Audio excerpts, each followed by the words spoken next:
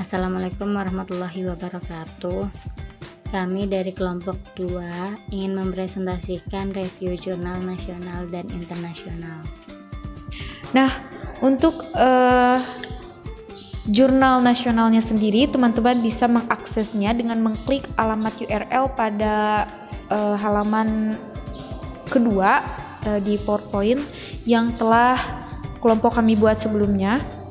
Dan kami mengaksesnya pada tanggal 20 September 2021. Nah, untuk judul jurnal nasional itu sendiri yang telah kami review yakni kemampuan pemecahan masalah matematis siswa pada pembelajaran matematika dengan menggunakan model pembelajaran generatif atau generative learning di SMP.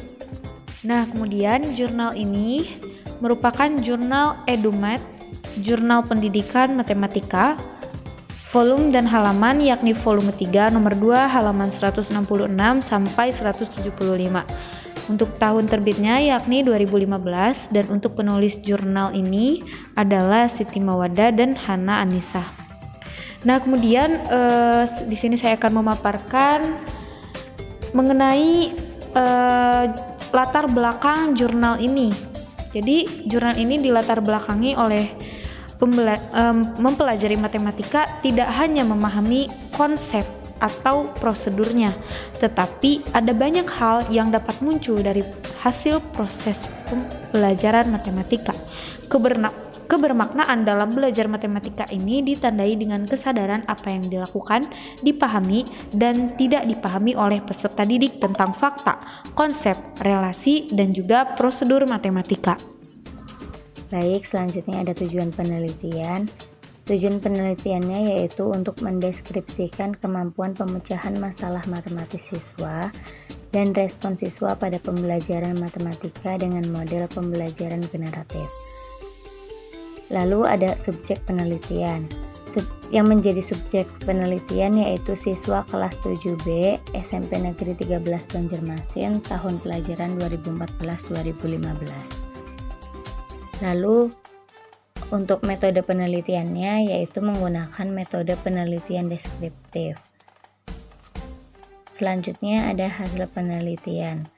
Hasil penelitian menunjukkan bahwa kemampuan pemecahan masalah matematis siswa meliputi 4 aspek, yaitu aspek memahami masalah, berada pada kualifikasi sangat baik, aspek membuat rencana pemecahan masalah, berada pada kualifikasi baik, aspek melaksanakan rencana pemecahan masalah dan menafsirkan hasil yang diperoleh, berada pada kualifikasi cukup. Nah, secara keseluruhan, kemampuan pemecahan masalah matematis siswa pada pembelajaran matematika dengan menggunakan model pembelajaran generatif berada pada kualifikasi baik. Nah, untuk hasil rekapitulasi respon siswa menunjukkan bahwa dari 7 pernyataan terdapat 2 pernyataan yang dominan setuju, yaitu pernyataan pembelajaran matematika dengan model generatif membuat siswa lebih aktif dalam belajar dan membuat materi pelajaran mudah diingat. Berdasarkan analisis menggunakan skala Likert, respon siswa secara keseluruhan menunjukkan kualifikasi setuju. Hal ini berarti siswa memberikan respon setuju terhadap pembelajaran matematika dengan model pembelajaran generatif. Karena model pembelajaran generatif membuat siswa lebih aktif dalam belajar dan mudah mengingat materi pelajaran. Selanjutnya, kami akan memaparkan tentang kekuatan dan kelemahan dari jurnal nasional yang kami review. Yang pertama yaitu kekuatan atau kelebihan dari jurnal ini. Jurnal penelitian ini sudah lengkap, terperinci, serta tersusun secara sistematis. Penulis juga telah memaparkan dengan detail terkait model pembelajaran generatif, mulai dari kebermaknaan dalam belajar matematika, upaya yang dilakukan untuk menciptakan suasana belajar kondusif, hingga tahapan model pembelajaran generatif.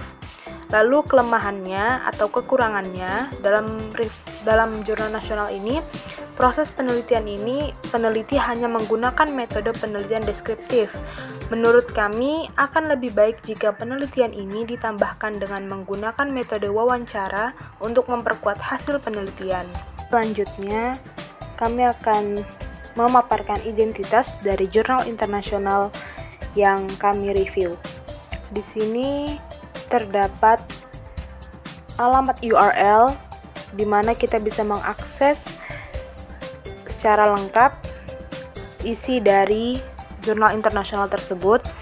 Lalu kami mengaksesnya pada tanggal 20 September 2021. Dan judul jurnal internasional ini adalah Blended Learning in the Middle School Math: The Question of Effectiveness. Jurnal yang berjudul Blended Learning in Middle School Math: The Question of Effectiveness merupakan jurnal of online learning research dengan volume 5 dan nomor 1 yang memiliki halaman 49 sampai 64 halaman. Dipublikasikan pada tahun 2019 dan ditulis oleh Minaz Fazal dan Melanie Bryan.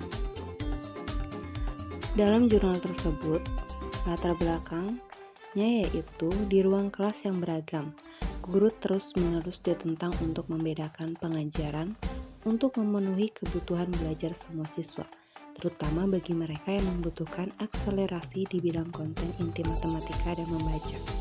Di abad ke-21, kemampuan matematika adalah kunci yang harus disiapkan dalam dunia kerja, tetapi kinerja siswa dalam matematika masih terus tertinggal.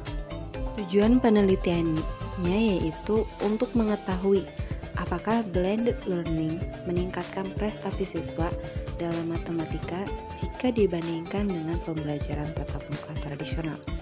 Sedangkan subjek penelitiannya yaitu satu kelompok terdiri dari siswa yang berada di ruang kelas dan dua kelompok siswa yang dipilih dari populasi 812 siswa kelas 6 yang terdaftar di Texas Charter School District.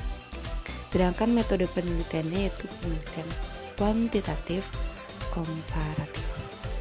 Hasil penelitian review jurnal internasional. Sekolah dapat mengambil manfaat dari penerapan blended learning dalam kelas matematika, terutama bagi siswa yang tertinggal secara akademis dan membutuhkan pembelajaran tambahan dalam 1 tahun ajaran. Dalam blended learning, siswa menjadi konsumen langsung dan dapat maju melalui pembelajaran dengan kecepatan mereka sendiri berdasarkan tingkat akademiknya, di mana konten digital mampu beradaptasi dengan kebutuhan belajar siswa.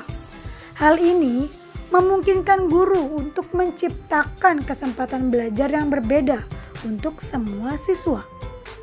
Nah, blended learning juga adalah salah satu cara paling terukur untuk membedakan instruksi. Pemimpin sekolah harus mendukung guru dalam mengadopsi praktik blended learning di kelas dengan fokus dan penekanan pada diferensiasi. Kehati-hatian harus dilakukan dalam memilih konten digital yang berbasis standar dan adaptif.